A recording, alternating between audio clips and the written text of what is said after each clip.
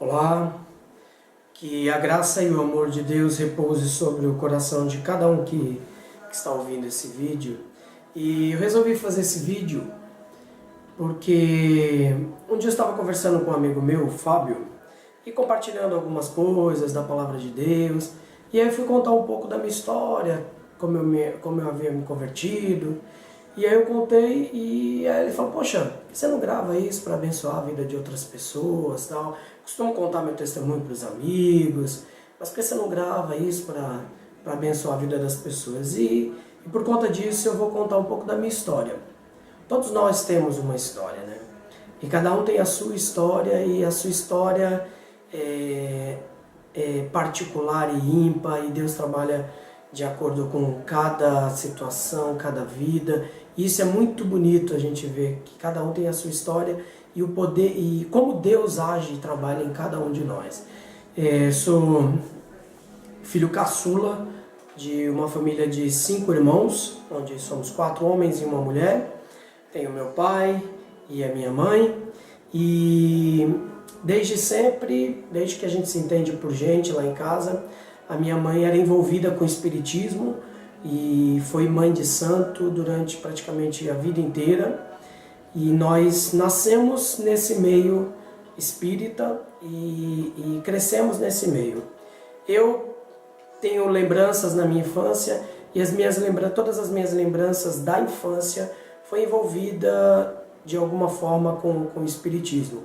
E nós éramos devotos à religião. Minha mãe era muito assídua e devota a todos eles, e nós crescemos nessa realidade. Então, pra gente, isso era a verdade, isso era o que era a verdade. Minha mãe sempre teve muita influência sobre as nossas vidas, e todos nós acreditávamos que ela queria o melhor para nós, e nós vivíamos nisso, não sabendo que existia um Deus todo-poderoso e que podia transformar todas as situações. E durante a minha infância, que eu me lembro, eu participei de todas as oferendas para Cosme e Damião, Herês, participava de todos os rituais, fui oferecido para Preto Velho, e essa era a minha realidade, era a nossa realidade, a realidade lá de casa. E nós éramos muito assustados, assombrados, nós víamos algumas coisas, nós éramos atormentados, mas para nós isso era a vida que a gente tinha por ser envolvido e participar desse tipo de religião. E éramos cegos, não conhecíamos a luz ainda. E passaram-se os anos, minha mãe envolvida, e esse vídeo eu quero deixar alguns pontos bem firme e específico a respeito da gente não menosprezar como Deus pode usar a vida de uma criança. Nesse período em que nós éramos envolvidos com o espiritismo, uma das nossas primas, a Liliane, ela se converteu na Igreja Batista da cidade dela, do bairro dela, começou a ir para a igreja, e com isso ela levou o seu pai, meu tio, e depois minha tia, e aquele pequeno núcleo ali tinha conhecido o Senhor Jesus. Ninguém na minha família ainda tinha tido um encontro com o Senhor Jesus. Partiu de uma criança indo para uma EBF e conheceu o Senhor. A partir daí meu tio, minha prima, minha tia começaram a orar pela minha família. E minha mãe muito envolvida com o espiritismo. Um dia tocou a campainha lá de casa e minha mãe foi atender. Era uma senhora, uma irmã, aquelas irmãs do coque lá, do poder, do reteté. Chegou para minha mãe e falou assim, olha, Deus manda te dizer que aí atrás da sua casa vai ser um ponto de pregação da palavra de Deus. Minha mãe tinha um terreiro de macumba atrás da casa dela. Ela pegou, chutou a mulher de lá, falou um monte de coisa tal, e mandou a mulher embora. E o meu tio, todas as vezes que ia em casa para visitar a gente tal, era uma maravilha, minha mãe gostava muito desse meu tio. Porém, quando ele começava a falar de Deus, de Jesus, do amor de Deus, minha mãe mandava ele embora. Ela não queria saber, como ela dizia, não quero saber desses negócios de crente. E meu tio sempre orando, intercedendo.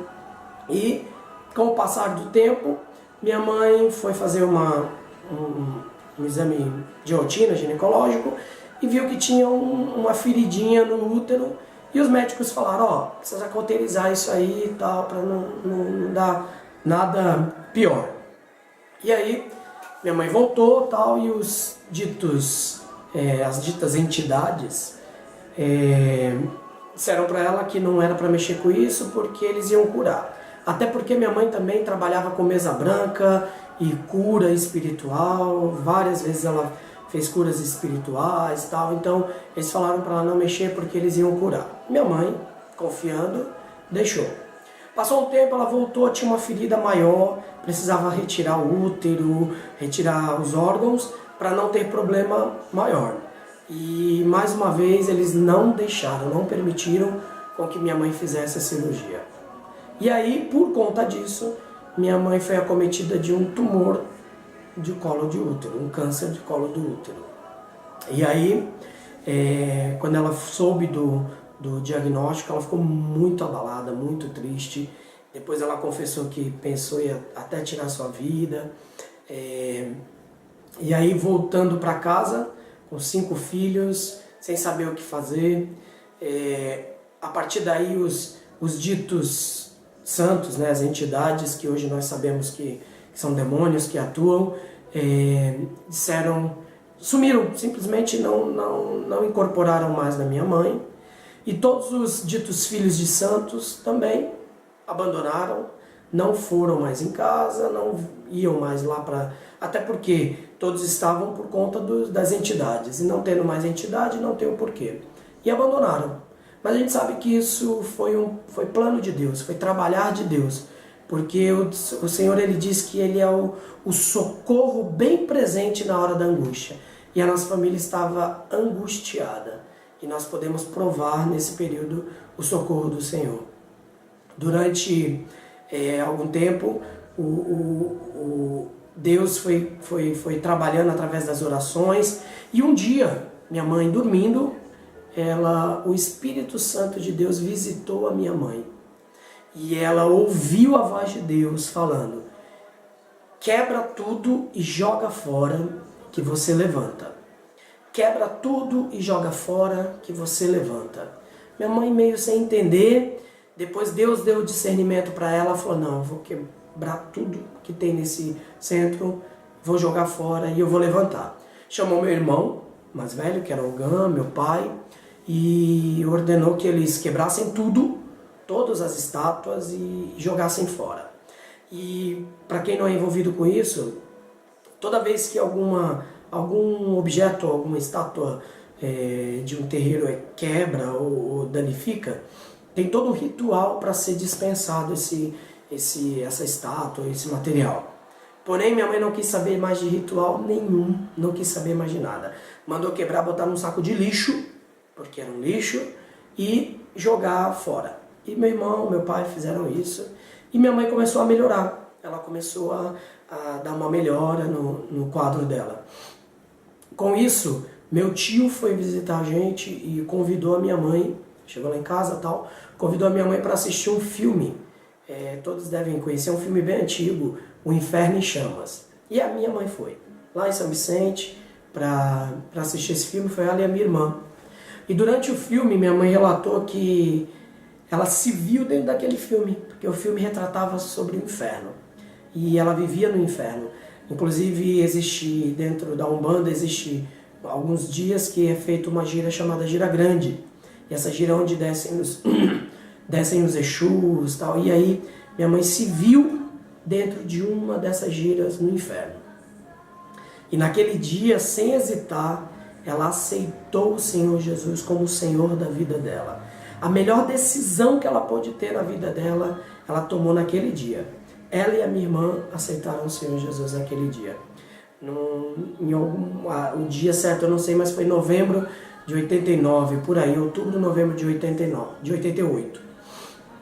Aí minha mãe voltou para casa, já voltou, meu tio já deu algumas fitas cassetes para ela com alguns louvores. Minha mãe simplesmente chegou em casa e falou: a partir de hoje a gente não ouve mais nada, a gente só ouve isso. E a gente vai ler a Bíblia e eu aceitei Jesus.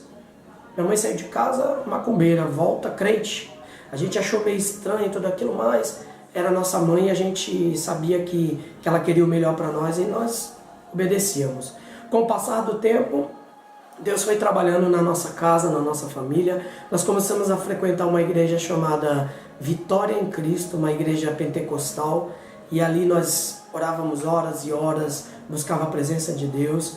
E aí nesse período de tempo nós éramos, eu tinha na época 10, 11 anos e meu irmão mais velho tinha 20 anos.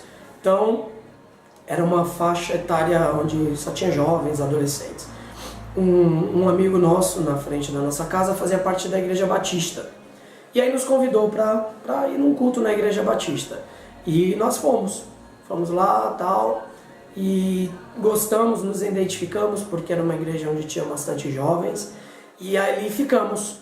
E aí Deus foi trabalhando nas nossas vidas. Eu me converti com 11 anos, no dia 15 de janeiro de 89, me converti ao Senhor Jesus, foi impactante, ouvi a voz de Deus, aceitei o convite do Senhor e aceitei o Senhor como meu Salvador. E a partir daí meu irmão, depois do retiro espiritual de fevereiro, se converteu, Márcio, e aí o Ricardo e a Vanessa, o Regi, se converteram também logo em seguida, e antes do batismo da minha mãe, todos estávamos convertidos em casa. Minha mãe se batizou em maio de 89, ela se converteu em outubro de 88, em maio de 89 ela se batizou. E nós todos já estávamos convertidos para honra e glória do Senhor. E quando foi em junho, nesse período minha mãe estava indo e vindo do hospital, indo e vindo do hospital. Como a gente sabe, naquela época era difícil o tratamento, as quimioterapias, radioterapias eram muito ruins na época, ainda não tinha a tecnologia que a gente tem hoje, então era muito sofrido. Então a gente via nossa mãe sofrendo ali e tal. E nessas idas e vindas, ela foi internada e do lado dela tinha uma senhora internada. Quando ela olhou para o lado, começou a conversar, uma reconheceu a outra. Aquela mulher que estava do lado dela era aquela irmã que tinha ido lá em casa e profetizado, aquela profeta do Senhor, tinha profetizado que ia ser um ponto de pregação lá em casa. E nessa época, logo depois que a gente se converteu, a minha mãe transformou o terreiro em um ponto de pregação. Então a profecia que o Senhor tinha dado através daquela serva dele para a nossa família tinha se concretizado, porque a palavra do Senhor, ela não volta vazia. O Senhor, quando Ele dá uma palavra, quando o Senhor promete algo, Ele é fiel e justo para cumprir. E isso foi cumprido na nossa casa. Lá foi transformado num ponto de pregação da nossa igreja, até então, da Igreja Batista. E lá nós evangelizávamos todas as pessoas que passavam pelo terreiro, nós convidávamos para ir, para assistir o culto. E uma coisa que foi interessante, nós não tínhamos carro, não tínhamos condução. E meu pai e minha mãe oraram a Deus e o Senhor deu um fusquinha para a gente. E era o que minha mãe queria. Por quê? Ela tomava uma injeção de morfina de manhã, meu pai colocava lá no Fusca e ela ia visitar todos os filhos de santo que faziam parte do terreiro lá, todas as pessoas que um dia ela consultou lá no terreiro, ela foi visitar uma a uma para falar do amor de Deus para essas vidas. Ela evangelizou todas as pessoas que passaram pela vida dela ali naquele período no terreiro. Ela foi atrás de cada um para pregar o evangelho de Cristo para essas pessoas. E essa foi a missão dela. Desde que ela se converteu, ela não se cansou de falar da palavra do Senhor para ninguém. E uma coisa que ficou marcado muito no nosso coração, na nossa mente, é que todas as vezes que minha mãe estava com dor, ela gemia muito. E a gente ouvia praticamente 24 horas o gemido da minha mãe de dor dentro de casa. Só que era um gemido diferente, porque ela gemia de dor, mas logo em seguida do seu gemido vinha uma frase que não sai da nossa cabeça até hoje. Ela falava assim, ela gemia e depois falava: que dor gostosa, por causa dessa dor eu encontrei o Senhor. E gemia e falava: que dor gostosa, por causa dessa dor eu encontrei o Senhor. E isso era dia após dia, noite após noite. ela vivia à base de muita medicação por conta da dor, mas ela não esmorecia. Pregou a palavra do Senhor para todas as pessoas que passaram por ela. E numa dessas idas e vindas para o hospital, ela encontrou essa senhora que profetizou, foi uma bênção, elas evangelizaram as enfermeiras, tal. E aí ela ficou muito debilitada. E os cultos lá em casa eram na sexta-feira. Aí ela não pôde até participar do culto numa sexta-feira, dia 19, dia 23 de junho. E aí ela não pôde participar do culto e ficou deitada, muito cansada. E aí as pessoas do ponto de pregação foram lá, conversou com ela, tal. E ela dormiu. No dia seguinte, no sábado, estávamos todos reunidos. Todos os meus irmãos, meu pai, minha avó estava em casa, a minha prima Alexandra estava em casa também. E estávamos todos ali ao lado da nossa mãe. E ela muito debilitada, já não mexia as pernas, mal mexia os braços, com a voz bem fraquinha. Mas quando estávamos todos ali reunidos, ela deixou uma última instrução para nós.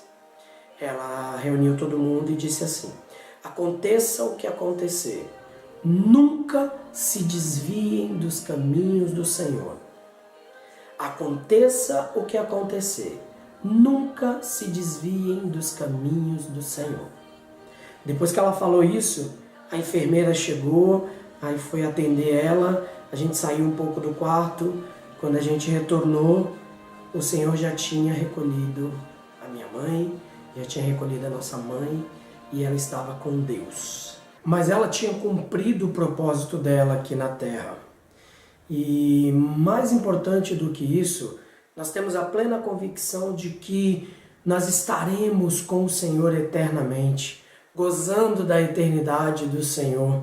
Nós estaremos juntamente com ela, mas acima de tudo, nós estaremos juntos com o Senhor, o nosso Deus que nos amou, que nos salvou, que nos amou primeiro, mesmo antes, quando nós andávamos perdidos nesse mundo, quando nós andávamos segundo o curso desse mundo, Ele nos amou e nos resgatou.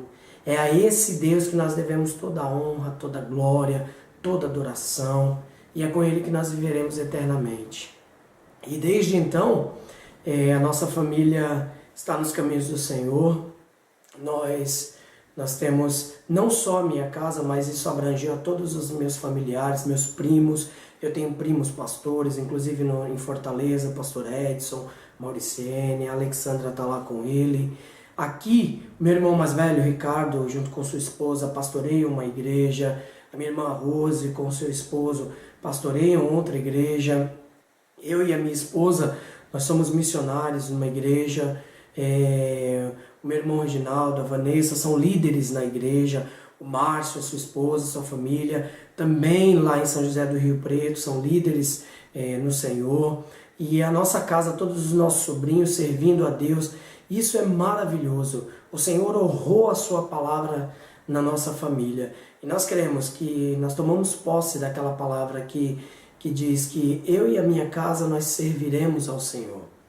E que o Senhor possa abençoar a sua vida com essa palavra. Hoje eu tenho uma esposa, tenho uma filha maravilhosa, uma esposa maravilhosa que o Senhor sonhou para mim. E eu sou muito grato a Ele porque eu pude constituir uma família, e uma família debaixo da graça de Deus, uma família honrada, uma família que honra ao Senhor.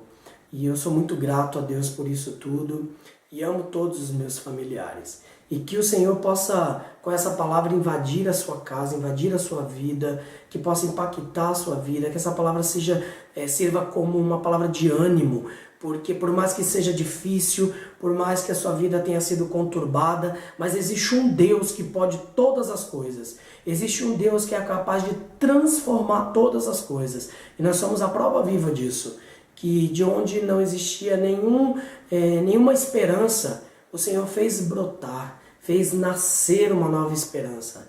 E o Senhor nos salvou.